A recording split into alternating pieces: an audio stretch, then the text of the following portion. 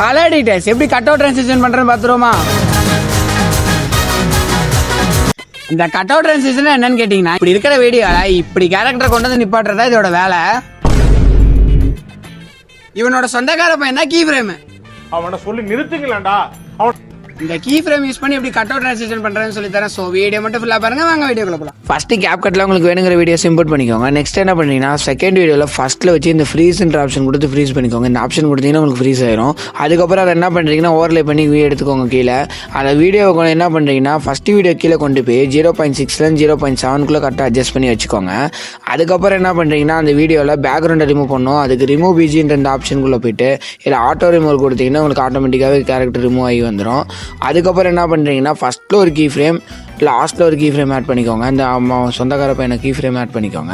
Next என்ன பண்ணுறீங்கன்னா, அதில் ஃபஸ்ட்டு கீ ஃப்ரேமில் போயிட்டு கேரக்டர் கீழே தள்ளிடுங்க. கீழே பார்த்த மாதிரி தள்ளி வச்சுட்டு வச்சிங்கன்னா உங்களுக்கு இந்த ட்ரான்சிஷன் கிடச்சிரும்.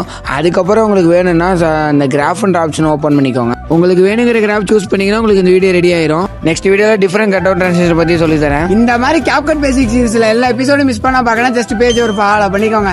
அப்புறம் நண்பா நாளைக்கு வைப்போம்.